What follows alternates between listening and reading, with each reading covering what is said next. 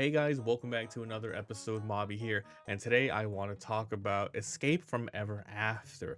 I'm going to tell you guys exactly what it is, my review of it, and ultimately who I recommend this game for. So, the game releases today as I'm uploading this on January 23rd, 2026.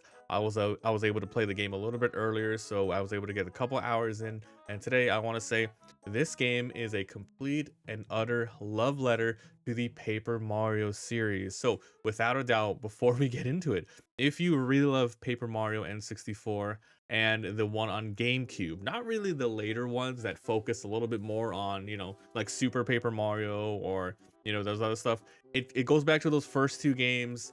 And it pretty much has the charm, it has the exploration, it has and more importantly, it has the combat and progression. Without spoiling a lot, if you love those two games, 100% get this. Now, if you're still on the fence, let's go ahead and talk about everything else. So, what is the story and setting of Escape from Ever After? Well, you play as a character named Flint, and essentially, he is on this journey to his, to defeat his arch nemesis, who is Tinder. Tinder owns this gigantic castle. So you go into the castle, and this is like the first couple of minutes of the game. You go into the castle, but then you find out, hey, no, Tinder's not here. The castle has been turned into some sort of weird office setting. So you talk to the receptionist, and she's like, oh God, we have another main character here. So she sends you over to the manager, who Mr. Moon, and then he explains that, hey, we have taken over this castle, and we are the Ever After Inc. Incorporated. Essentially, we go to different storybooks, fairy tales, etc., and we sort of take over, and we hire the inhabitants there, such as the main character, different sorts of fairy tale things, and we go from there. So you're like, okay, where the hell's Tinder anyway? I don't know anything about this. So you try to rebel a little bit. They put you in the dungeon. Then you get to talk with Tinder, who is your arch nemesis. However, they put a collar on Tinder. Long story short, you find out and you partner up with Tinder that pretty much Ever After Inc. is a very, very nefarious company. They do what they say. They go to every single story, like fairy tale they're planned to, and they do want to become the biggest company. They want to go in and make money. But more importantly, every story that they go into, they end up trying to destroy it straight out. So to save your world and many other worlds, you have to work your way up the ranks by saying, hey, I can't take these guys straight out. They have crazy technology. They even took down Tinder.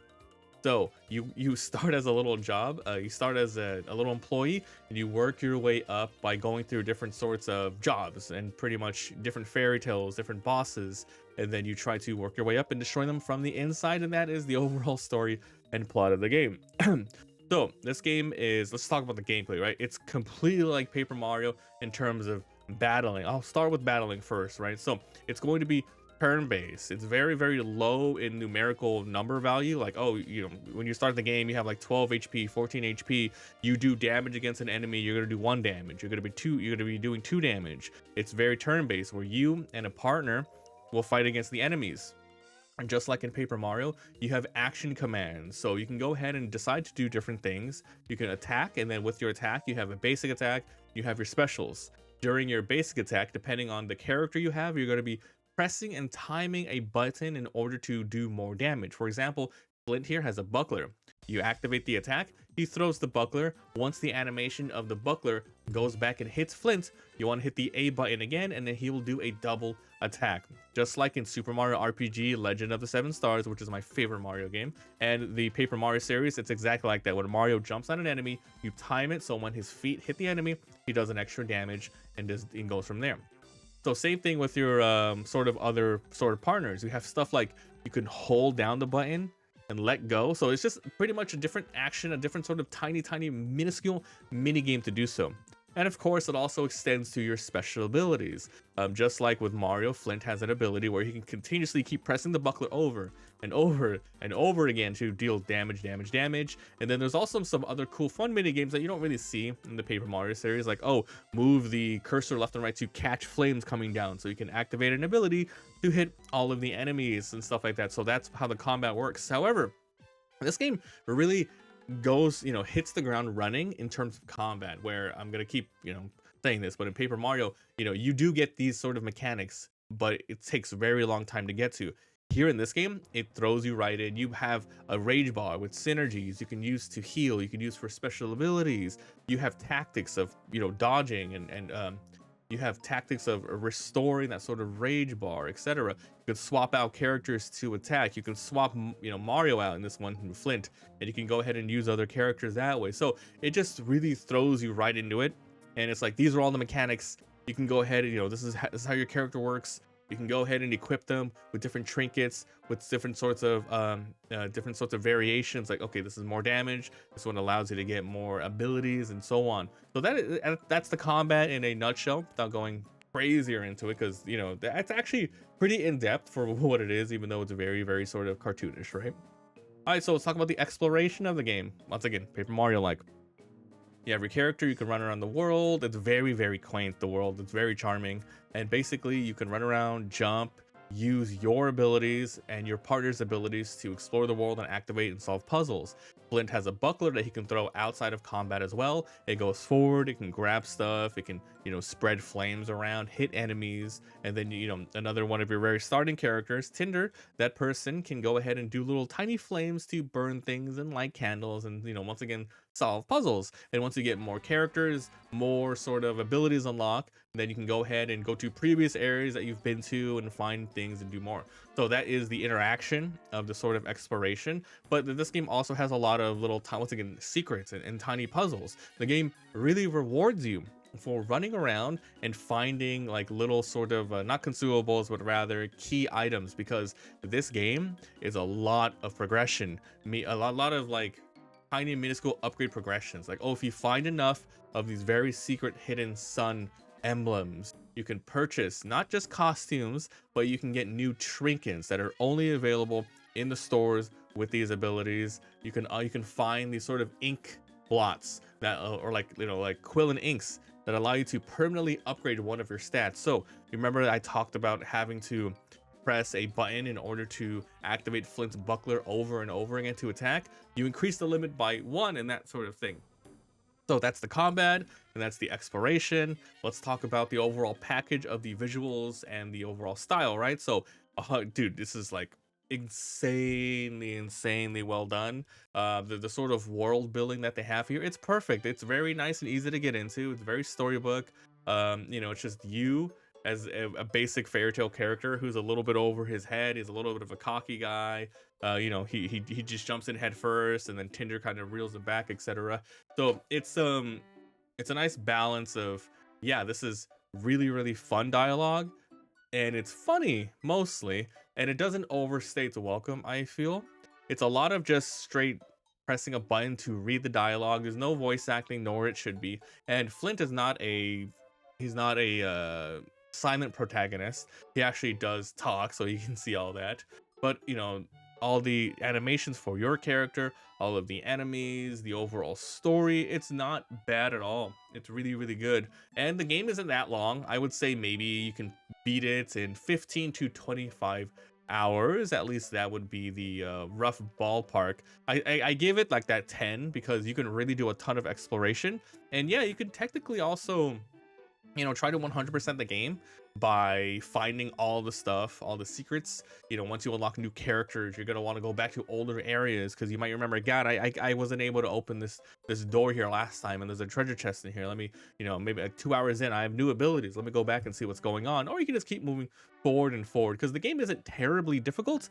There's an easy mode where enemies do less damage, etc. Normal mode, and then I played on hard mode, which makes it so I think the enemies might do more damage, but I don't know, because I didn't try the other ones. But basically it's I think it's also going to be tighter in the action frames for attacking and defending. Also in combat you can defend, when an enemy attacks you, you can time the A button as well to nullify the damage, or if you're mistiming it a little bit, you take reduced damage, that sort of thing.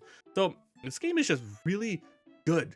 It's really good. And just from the first opening and the first couple of hours, you can already see there's lots and lots of care, love, and attention that goes into this. This is made by people who literally have played those games and like, okay, I want to make another one. Maybe they're like me, where they didn't, the first 2 games were amazing, and then, oh man, super Paper Mario on the Wii, it started to turn into a a sort of action game starring the Paper Mario series, and then later on even the newest ones. Man, I try to purchase every like Sticker Star and the Paint one and even the latest one. Those games feel more like puzzles in turn-based combat rather than literal turn-based combat in a JRPG sort of set style, while this one harkens back and it goes back to that. You have lots of options for healing and damaging and defending, and you have some strategy, albeit it's not like the craziest insane strategy, but it's enough to be like, yeah, this is what I wish Paper Mario kind of kept going. But they wanted to experiment more with that real time. They wanted to do more really dumb and wacky things, and just Paper Mario never got back on track, at least for me. And this is the closest that you can get. There's other games like, I think Bug Tale, Bug Fables or something like that, that also, plays exactly like Paper Mario and stuff. But this one really just like, oh, it's one of the closest games that I've seen that kind of goes into it. So I highly recommend checking out Escape from Ever After, guys. If you are into the Paper Mario series or are just looking for a really fun RPG that, doesn't overstay its welcome. You're continuously, going through this fun little world, and it's really nice to see, oh, what kind of fairy tale are they gonna send me to next, and all the little secrets. What are the new trinkets that I'm getting every time I level up? Do I want to go HP, MP, more trinkets, etc.? It's that sort of thing. So there's enough here to keep you engaged for sure, and the writing is fine, right? Completely fine. It's for like people who, like, I would say kids can play this game for sure, but it's also just made for people like who are fans of the game, who are fans of the genre. There's nothing wrong with that. So check it out. Link down below to the Let's Play that I'll be uploading on the Mobby vs. Games 2 channel, where I upload all of that stuff. And let me know what you guys think about this game down below. Thanks for watching, and I'll see you guys next time. Bye. We got burned. Ew.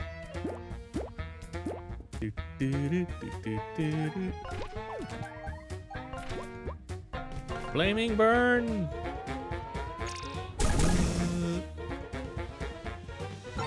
Nice. He jumped on him. Disarmed because he took a damage. What? I missed.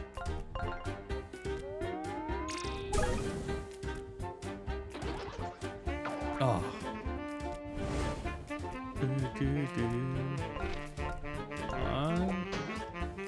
What? Oh, I don't know if he died or I missed it. We leveled up. Yeah. Hey, full heal. Oh, choose a bonus. Boost your team. Boost your team's TP to get more trinkets. Oh man.